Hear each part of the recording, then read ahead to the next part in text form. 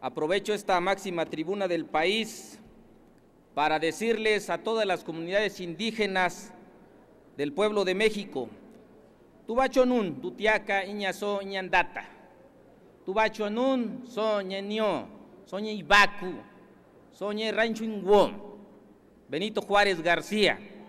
Un saludo fraterno a todos mis hermanos indígenas que habitan a lo largo y ancho de nuestra República Mexicana.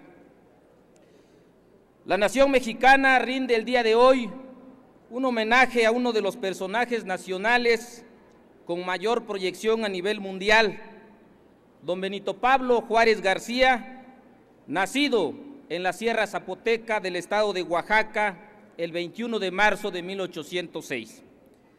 Es innegable la influencia que Benito Juárez tuvo dentro de la historia mexicana.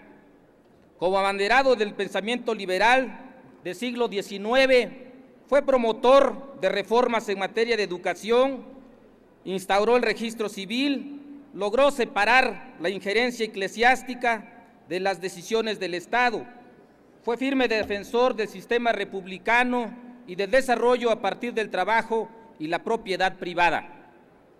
Tuvo que lidiar con crisis políticas en distintos frentes. Por una parte se confrontaba con los sectores conservadores de la política mexicana y sin embargo no dictó políticas que atentaran contra la libre expresión de las ideas. Por otro lado, supo lidiar con gran convicción y dignidad con múltiples presiones internacionales, incluso con invasiones de potencias extranjeras, siendo México el único país que pudo derrotar a las fuerzas militares de la entonces potencia bélica francesa bajo el mando de Napoleón III. A su vez, su gobierno republicano resistió la imposición de un emperador extranjero, producto de un pacto entre conservadores mexicanos y la capacidad bélica y las armas de una potencia europea. Hasta la fecha se recuerdan sus ideas de respeto, tanto entre los individuos como entre las naciones. El respeto al derecho ajeno es la paz, antecedente de lo que posteriormente se consagraría en la Carta de la Organización de las Naciones Unidas. Para su época fue un personaje visionario que enarboló ideales progresistas como los de democracia, educación, libertad y justicia. Tenía 20 años Benito Juárez cuando ingresó en el Instituto de Ciencias de Oaxaca, donde se graduó como licenciado en Derecho. Su preocupación por la realidad social y en particular por la situación de los campesinos lo llevó a expresar sus puntos de vista liberales y a participar activamente en la política.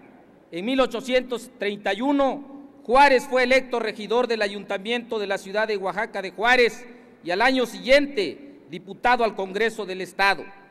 La energía con que defendió los intereses que representaba le valió que en 1846 fuera diputado por Oaxaca en el Congreso de la Unión. Un año más tarde fue designado gobernador de su estado natal, cargo que permaneció hasta 1852. Cuando fue diputado federal en la Ciudad de México, afianzó sus relaciones con los liberales. En 1853 fue expulsado a Cuba por el entonces dictador López de Santa Anna, pero regresa en 1855 gracias al presidente Juan N. Álvarez, que lo nombró ministro de Justicia e Instrucción. Desde este cargo recortó los privilegios del clero y del ejército. Sus disposiciones legislativas que inspiraron la Constitución de 1857 de corte liberal motivaron la reacción de los conservadores, quienes se pronunciaron al año siguiente en el Plan de Tacubaya. Con Montfort pactó con ellos, dio un golpe de Estado y encarceló a Juárez, lo cual fue el detonante de la Guerra de Reforma. Como presidente de la Suprema Corte de Justicia, Juárez, que había conseguido huir, se convirtió en el presidente legítimo, de acuerdo con la Constitución, y estableció su gobierno en el estado de Veracruz. En 1858 se convierte en presidente de México y al año siguiente promulgó la famosa ley de nacionalización de los bienes eclesiásticos. logró derrotar la dura oposición de los conservadores en 1860 con la ayuda de Estados Unidos, pero en 1862 los franceses invadieron a México e impusieron como emperador a Maximiliano de Habsburgo. Entonces, Benito Juárez lideró la resistencia. Sus tropas derrotaron al usurpador y lo fusilaron en 1867. Según fuentes históricas, la estancia en el poder del emperador Maximiliano no tuvo mayor éxito, porque dicho personaje se enfrentó a un monstruo de 3 cabezas.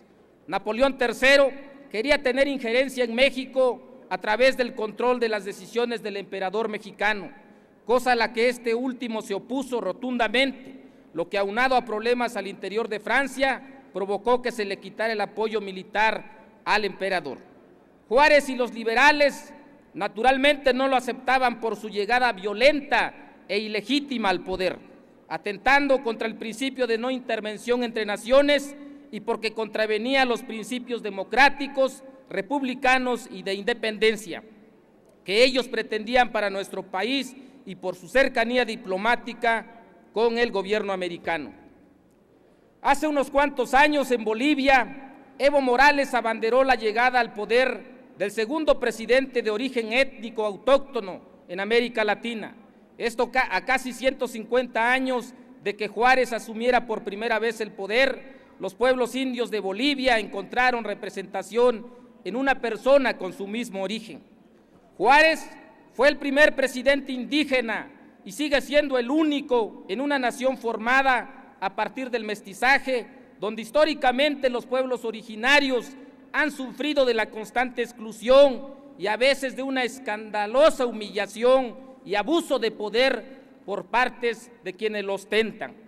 Es cortés reconocer el gran esfuerzo y los logros propios de alguien a quien su situación social lo desfavorecía. Sin embargo, el enarbolar esto de manera exagerada, como se tiende a hacer, es muestra que aún vivimos en una sociedad sumamente desigual, donde los orígenes étnicos siguen siendo un estigma que cargan las comunidades indígenas. En un país donde gobernó un presidente de origen indígena, uno pensaría que las condiciones de esos pueblos mejorarían. Uno pensaría que se les daría un espacio de autonomía, sin acotarlos a espacios controlados, sin pretender transformarles, donde la inclusión, aunado al respeto de las cosmovisiones distintas, convivan en una identidad de nación no única y exclusiva, sino un espacio multicultural. En la época de democracia, Juárez expandió por todo, a lo largo y ancho del país, la educación gratuita y laica. Esperamos que las celebraciones del natalicio del Benemérito de las Américas no sean como un mero estandarte político a ultranza, que su figura no sea usada por defender intereses mezquinos, sino abanderar causas de justicia y democracia. Juárez fue un gran visionario en su época, pero qué lejos estamos, compañeros, qué lejos estamos de ellos.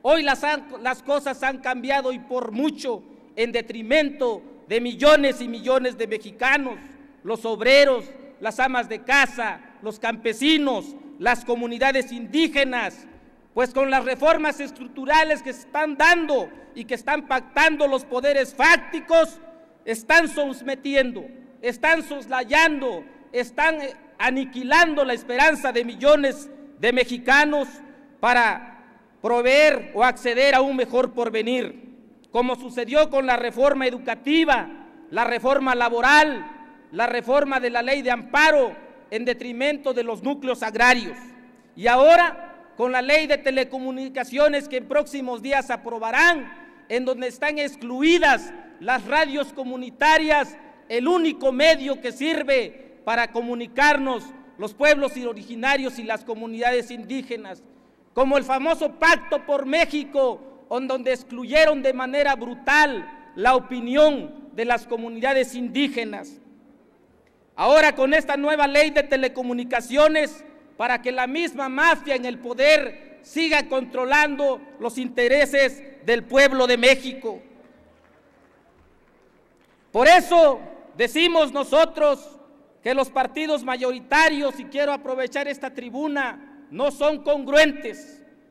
Quieren utilizar el tan cacaraqueado programa Cruzada Nacional contra el Hambre, donde fueron excluidos muchos municipios de las comunidades indígenas en extrema pobreza y que viven en la total miseria, en donde pretenden utilizar nuevamente a las comunidades indígenas como botín político, y caso de ello el estado de Oaxaca, la cuna del prócer, el más grande patricio que ha dado México.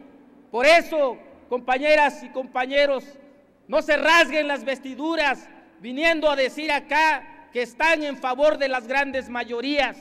Ya lo dijo Juárez: malditos aquellos que con sus palabras defienden al pueblo y con sus hechos lo traicionan. Es cuanto, compañeros y compañeros.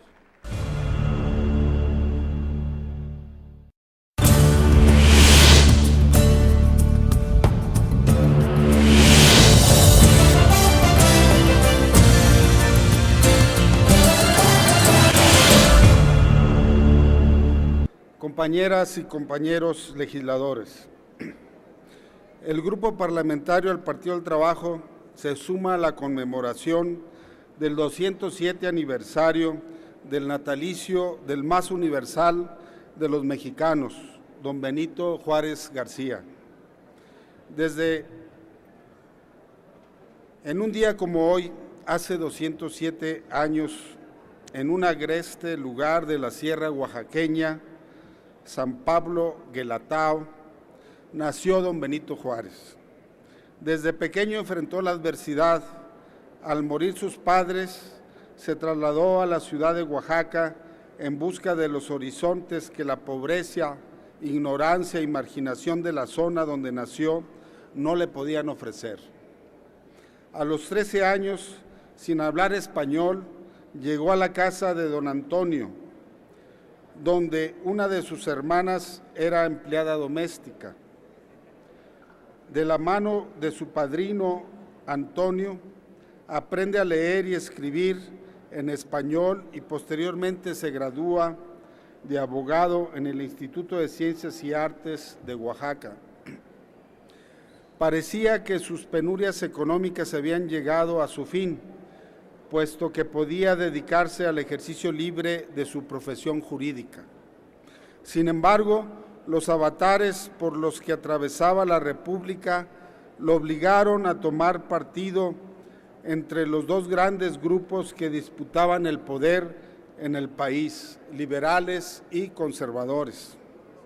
En 1847, como diputado federal, aprobó el préstamo que el presidente Gómez Farías solicitó a la Iglesia para financiar la guerra contra los Estados Unidos, que de manera injusta nos había invadido y en lo que a la postre perderíamos más de la mitad de nuestro territorio.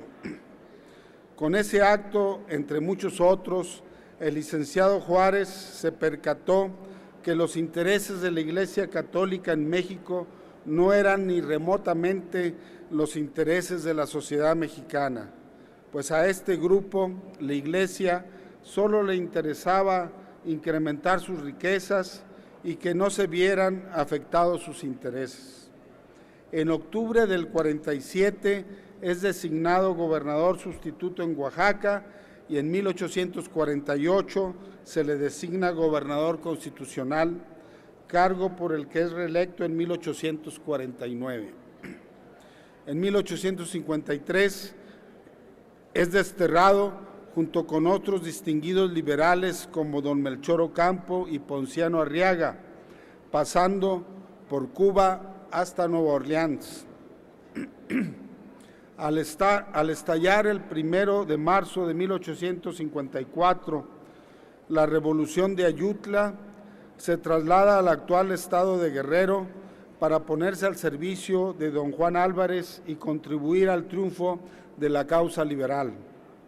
El presidente Juan Álvarez lo designa secretario de Instrucción Pública y Negocios Eclesiásticos.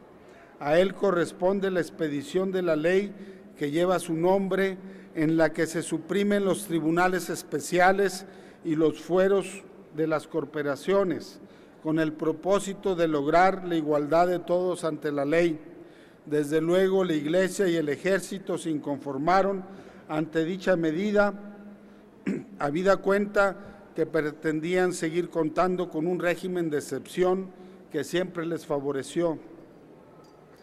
Como resultado del Congreso Constituyente del 56-57, es electo presidente de la Suprema Corte de Justicia de la Nación, cargo del que solicita licencia para colaborar en el gabinete del presidente Comonfort, quien al dar el golpe de Estado el 17 de diciembre de 1857 se aparta del cargo que protestó cumplir para convertirse, según sus propias palabras, en un vulgar golpista. Comonfort ordenó aprehender al licenciado Juárez en las oficinas de Palacio Nacional, siendo liberado en enero de 1858 y ocupando la presidencia de la República que por disposición constitucional le correspondía, instalando su gobierno en Guanajuato para posteriormente trasladarse a Guadalajara e iniciando la Guerra de los 3 años o de Reforma, ya que el grupo conservador reclamaba para sí en la persona de Ignacio Zuluaga.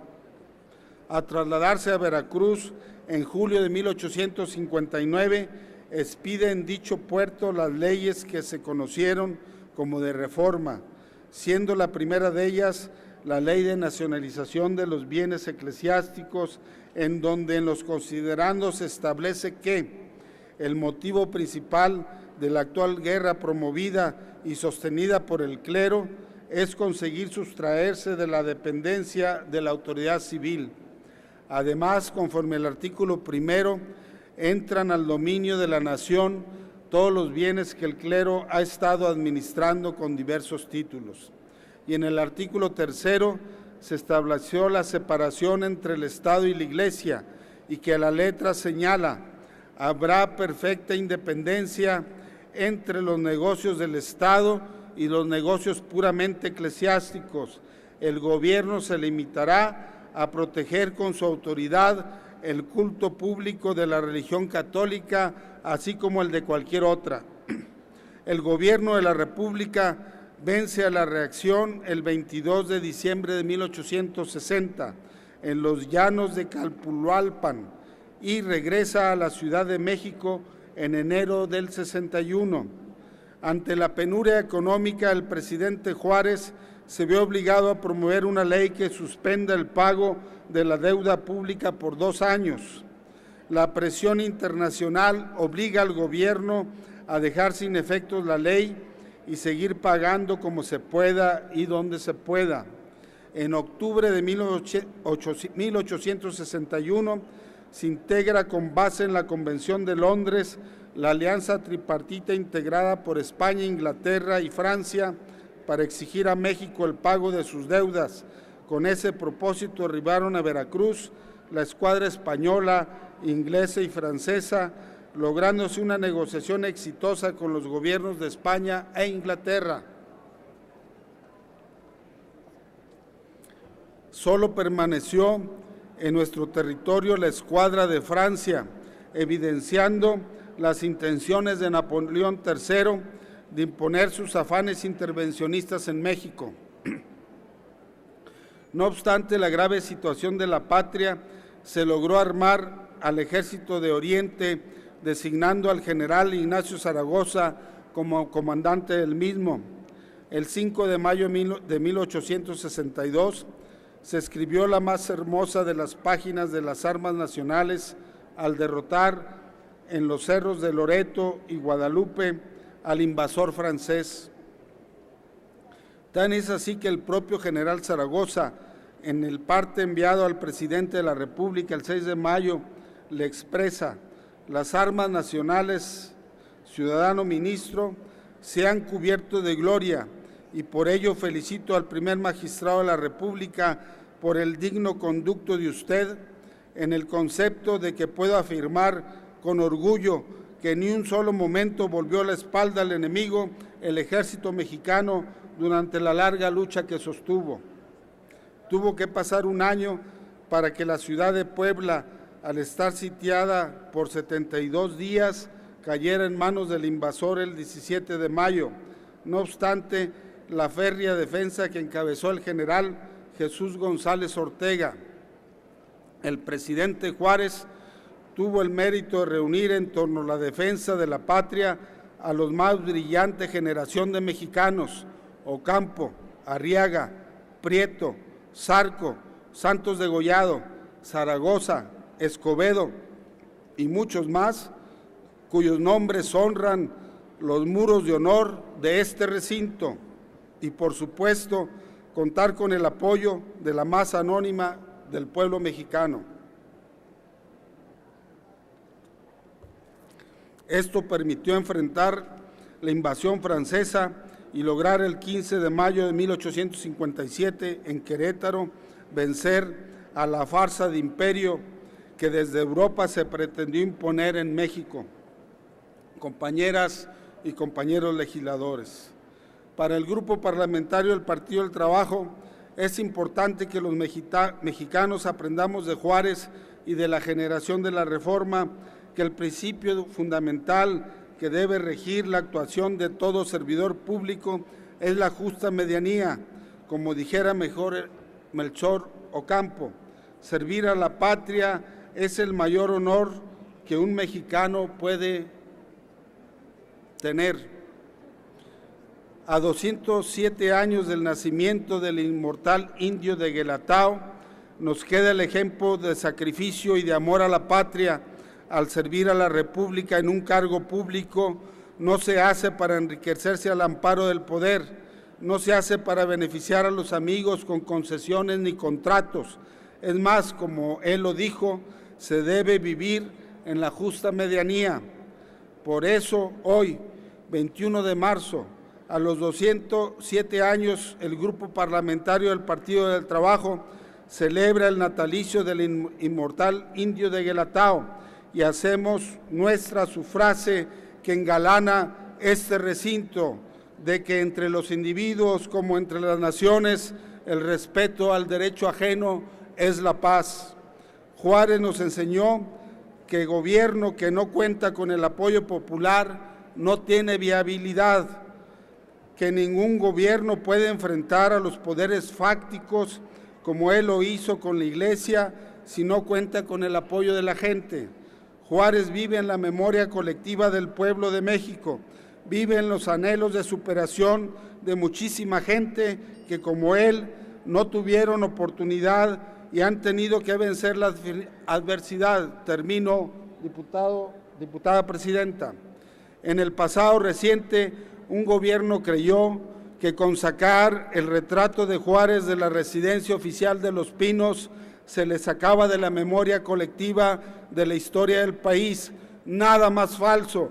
El espíritu de Juárez vive en cada mexicano que ama la patria y que está dispuesto a transformarla, anteponiendo el interés de la República a cualquier interés faccioso.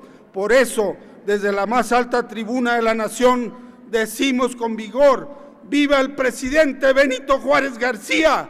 ¡Viva México!